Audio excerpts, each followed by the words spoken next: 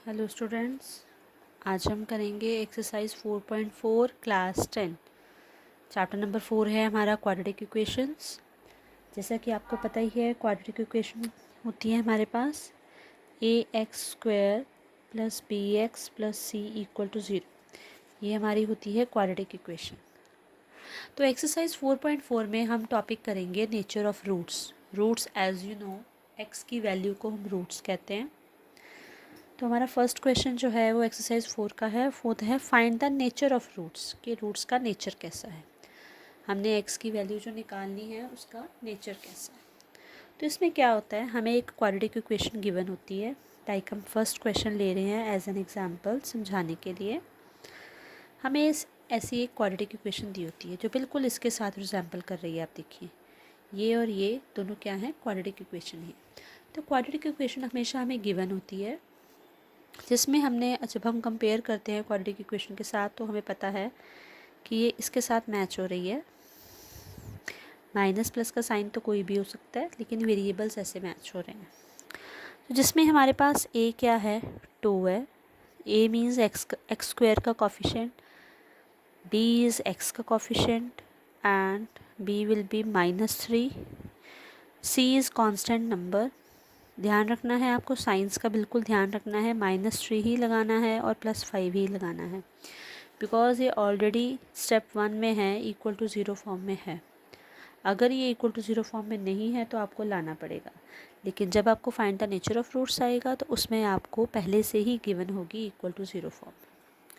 तो चलिए अब स्टेप्स करते हैं आगे। ए बी सी की वैल्यूज़ हमने निकाल ली। अब इन वैल्यूज़ का यूज़ कहाँ होना है, हमने इस क्वेश्चन में निकालना है डिस्क्रिमिनेंट।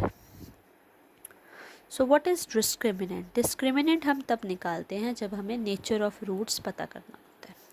तो डिस्क्रिमिनेंट को हम कैपिटल डी के साथ डिनोट करते हैं। इसका फॉर्मूला होता है b² - 4ac। ये हमारा फॉर्मूला है डिस्क्रिमिनेंट फाइंड आउट करने का। तो डी डिस्क्रिमिनेंट हर बार नहीं लिखेंगे हम, उसकी जगह शॉर्ट फॉर्म यूज़ करेंगे डी। नेक्स्ट ये b हमारा ये वाला वेरिएबल ही है जो स्मॉल वाला हमने लिया है। a and c are also the variables, इसीलिए हमने इनकी वैल्यूज़ पहले लिख के रख ली ताकि हमें ईजी हो जाए इसको पुट करना। तो चलिए फाइंड आउट करते हैं डी। b का स्क्वायर मतलब -3 का स्क्वायर हमने 2 बार फाइंड आउट कर लिया। -4a की वैल्यू क्या है, 2। इनको हम ब्रैकेट में भी रख सकते हैं, मल्टीप्लाई में भी रख सकते हैं, it's your choice. c is 5। सो अब क्या करेंगे, -3 का स्क्वायर मतलब -3 को 2 टाइम्स लिखेंगे। माइनस, अब तीनों को मल्टीप्लाई कर देंगे। 4 2 ज़ा 8, 8 5 ज़ा 40। सो 3 3 ज़ा क्या आता है, 9। तो माइनस माइनस तो कट ही हो रहे हैं, तो इसलिए साइन नहीं आएगा। 9 - 40, so our discriminant will be -31। अब हमने डिस्क्रिमिनेंट तो निकाल लिया, अब हम इसका नेचर कैसे पता करें? तो उसके लिए हम फॉलो करेंगे ये तीन स्टेप्स। ये 3 स्टेप्स से हमें ये पता लगेगा कि ये नेचर रूट्स का कैसा है।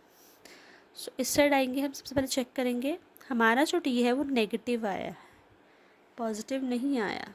तो फर्स्ट हमारी कंडीशन है नो रियल रूट्स।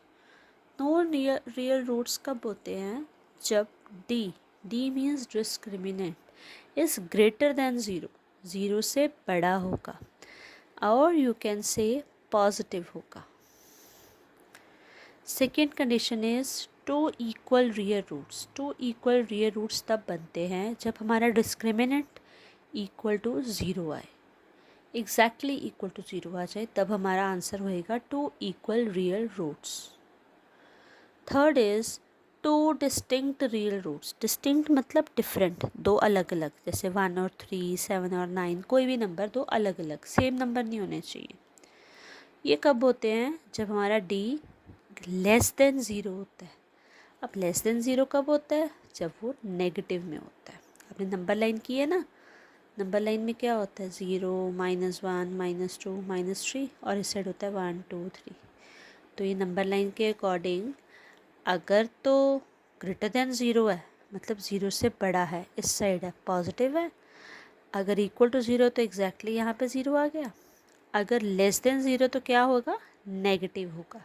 तो हमारे इस क्वेश्चन में क्या आया आंसर, डी नेगेटिव आया है, -31 आया है। दैट मीन्स इसका आंसर क्या होगा, ये माइनस वाले का आंसर होगा 2 डिस्टिंक्ट रियल रूट्स। ठीक है, तो हमने ये इसका आंसर लिखना है, -331 इक्वल टू 0।